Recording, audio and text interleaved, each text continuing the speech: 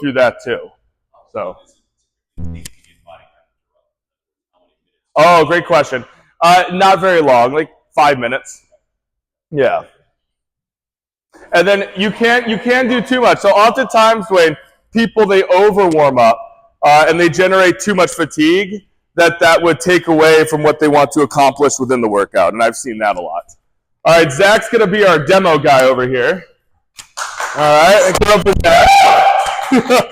All right, so we're going to start off with a 90-90 warm-up. This is one of my favorite warm-ups for increasing intra-abdominal stability, increasing intra-abdominal pressure. Oftentimes we talk about flexibility as being very important. It is, but being able to maintain a static structure through the torso is going to help protect your lower back and help keep you in a strong position when you're executing both the squat and the deadlift. So Zach's going to lie down on the ground here. Yeah. He's going to put his feet up on the wall. So Zach has no idea what we're doing right now, so this is perfect. 90 degrees, yeah, 90-90. So notice he has a 90-degree angle here, 90-degree angle here. From here, he's going to lift his butt 1 inch off the ground. He's going to put his hands around his obliques. So when you're squatting, when you're deadlifting, you want to inflate like a balloon. So you want your rib cage to expand, and you want to get as much air as possible into your lower region here, your oblique region, and your lower back. Oftentimes what gets people out of the groove on a squat is they chest breathe. The bar tends to move, and then they lose stability, and they end up putting more pressure on their lower back. So he's going to put his hands around his obliques. Now he's going to inhale for 2 to 3 seconds, and then he's going to exhale. And he's going to do 20 breaths. Trying to fill up, again, every region surrounding. I call this the fat flex. You can get a little bit fatter. Yeah, just like that. By keeping the butt 1 inch off the ground, it keeps his entire lower torso stacked. And keeps him in a very stable position. This is the position you want to think about when you're doing a squat, when you're doing a deadlift. All right, very good, Zach. All right, if everyone wants to jump on the wall and try it out. How'd that feel? Yeah. Yeah. So I got this warm up. This is probably, I don't know if you guys have heard of Juggernaut Training Systems. They've worked with a lot of the top Olympic weightlifting athletes in the world, at least in the US. They've coached most of them, and power lifters. This is probably their favorite movement, or warm-up that is, for both the Olympic lifts and the squat. So putting those hands around those obliques. And again, you're thinking about pushing your stomach, your lower back, your obliques against your hands, and your hands are pushing against your stomach. So your hands are sort of acting as a weight belt on this. Doing 20 breaths or so.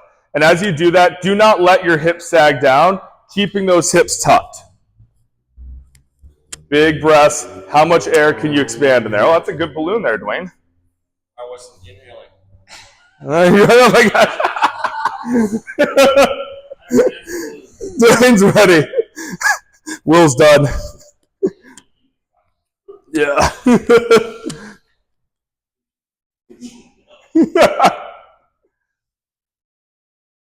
All right, once you get 20 or so, you can stand back up. You don't have to count, but people are probably getting close. Fill up the balloon, keep the hips, the pelvis rotated into a slight posterior position.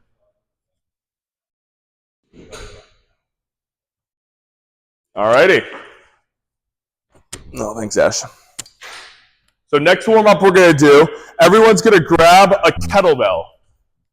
So either 8 or 10 pounds, 15, something pretty light.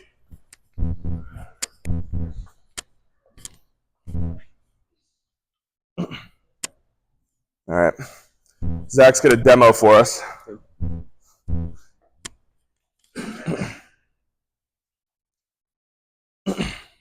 What makes a kettlebell goblet squat so awesome? Weights forward, yep. So it gives you a counter force, so it makes it easier to kind of find that range of motion and get that depth. It's a little bit easier to kind of connect your quads and your glutes and your torso with a kettlebell goblet squat than probably any other squat. making a great warm-up to kind of feel your body working in that proper squat pattern before we go into squats. So Zach's going to hold it by the antlers. Notice how his elbows are in. All right, his chest is up slightly. Now from here, he's going to keep that same position with his hips that he had on the wall. He's going to expand into his stomach, obliques, lower back. From here, he's going to rip the ground apart. So when you squat, I like to think about ripping a newspaper apart, where you initiate by pressing through your big toe, but then you're also pressing through your little toe and your heels. Oftentimes, unfortunately, there's a cue that has been kind of overpassed around, which is stay on your heels.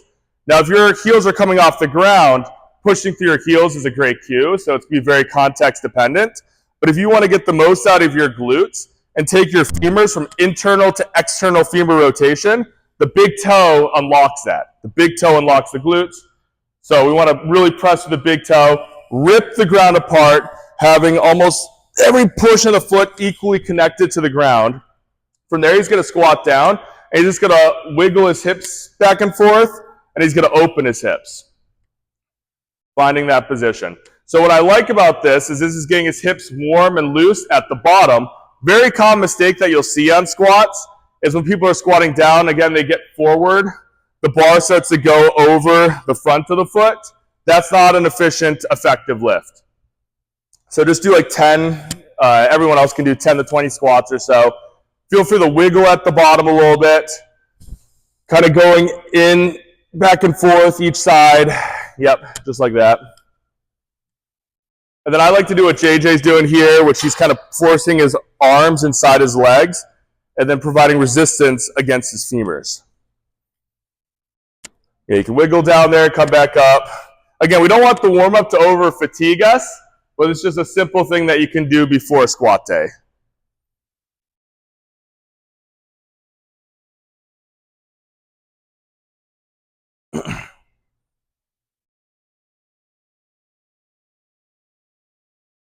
What are other people's favorite warm-ups for squats? Besides just squats. Right, yeah, perfect. Get the temperature up. Yeah, that's a good one. What's that? Yep. Those are nice.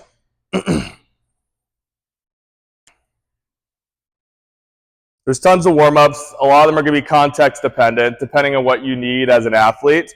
A lot of it, too, with warm-ups is kind of psychosomatic. So I also recommend doing stuff that makes you feel ready. So there are some stuff that kind of provide like more of a placebo effect. But if it makes you feel ready, then I highly recommend that, because confidence is critical if you want to squat most efficiently and effectively. I mean, personally, when I was powerlifting, I used to compete in powerlifting, I had a couple warm-up movements I did that I knew probably really didn't do anything from a physiological level, but I felt ready afterwards, so you know what? I kept them in there. It's kind of like wearing your lucky shirt when you play a sport. So those things are totally cool. All right, from here, we're going to do one more warm-up today. We're doing airplanes. So kind of like that cue that I just kind of brought about, where you want to rip the ground apart as hard as you can when you're squatting. This warm-up helps kind of potentiate that. So what you're going to do, you can use a rack for balance if you'd like, or you don't have to. Pressing through that front big toe, little toe, heel, you're going to hinge, bring this leg up, and you're going to rotate through the glute. Right through there, while bracing down. You can hold on to something for balance. So what this does is, again, it helps us rip that ground apart when we're squatting. 5 to 10 each side.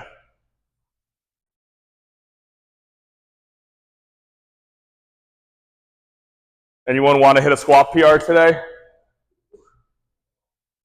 I don't know. Eric looked at me. He's thinking about it. I think JJ is always down for a squat PR. Nate, what was your best squat ever? It's good. Nate played tight end at the University of Iowa. Then he was really smart, so he did engineering, and yeah. He didn't need football.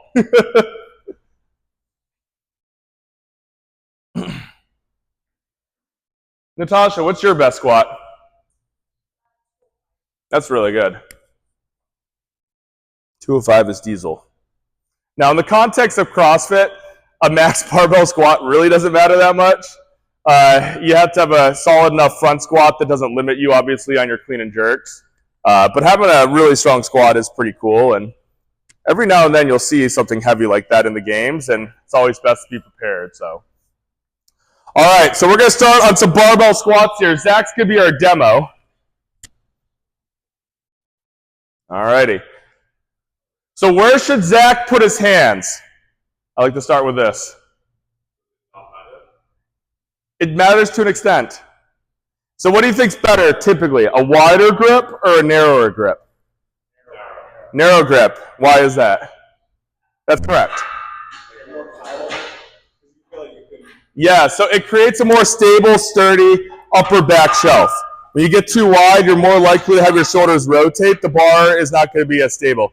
Now, with that caveat being said, you don't want to go so narrow that you're restricted by your mobility to get into that position. So if you find yourself getting excessive extension of the wrists or pain in the elbows or shoulders, in that case, I'd probably do some work on your mobility to eventually bring it in.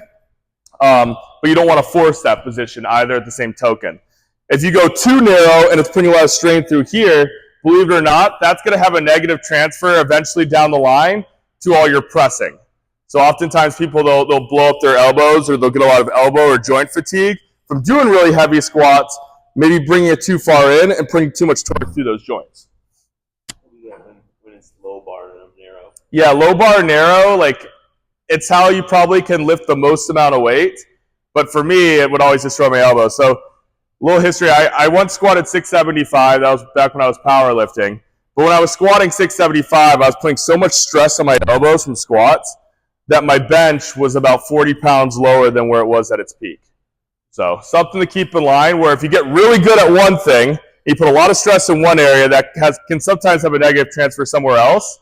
And as a CrossFitter, you have to be good at everything. So kind of balancing that in your head. What's going to give you the greatest delta change overall for your sport? I think that's important.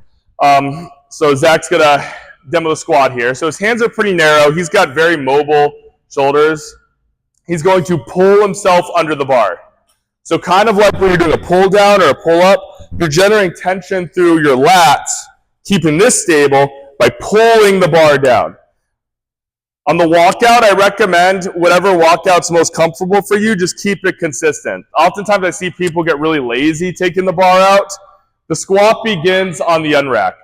So as he was unracking there, he was doing the breathing drill there. He was filling up his stomach. He was filling up his obliques. He was filling up his lower back.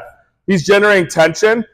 Your unrack should almost look like a perfectly well-executed quarter squat or Joel Seedman squat. All right, let's see it. So he's under the bar, he's stacked, good. From there, Zach likes a two-step walkout. Whatever your walkout is, keep it consistent. I do a three-step. You could do a five-step, anything greater than that, and all of a sudden you're doing like the salsa. Yeah, you don't have to go that far either, but this isn't like Lord of the Rings. We're not going on a journey. All right, from there he's ripping the ground apart. He's pressing through his big toe, little toe, heel. Notice he broke at his knees and his hips at the same time. Now, when I was competing, I would break at my hips first. You don't have to do, I would not do that. I actually do not recommend that because that puts more stress on the back. That's just how I did it. So there is some individuality depending on what feels best. But most people, they'll feel best kind of breaking here and here simultaneously. Now, as he's going down, let's take a look at the bar.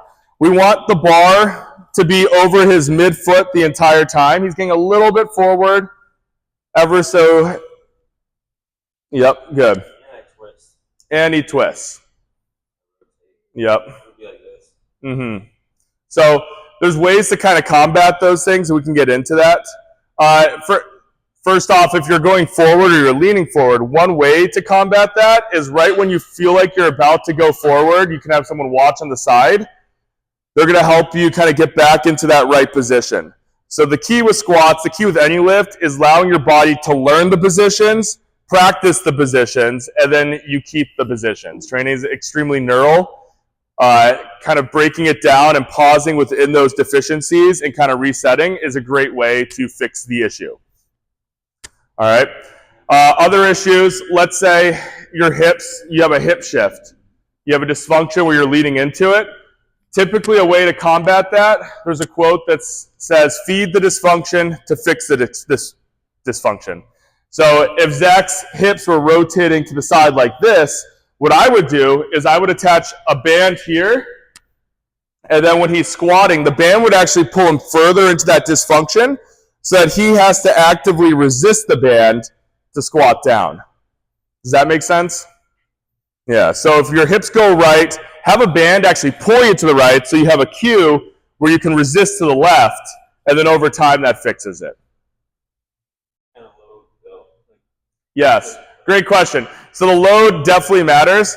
A load below where the technique gets worse, typically I would recommend probably around 50% to 60%, and then you're stopping like 3 or so, the 4 reps before failure if you're doing some type of like squat rehab or squat technique work. You need the load to be great enough to promote adaptation, but not too great that you're just like feeding into an unhealthy habit. Oh, yes.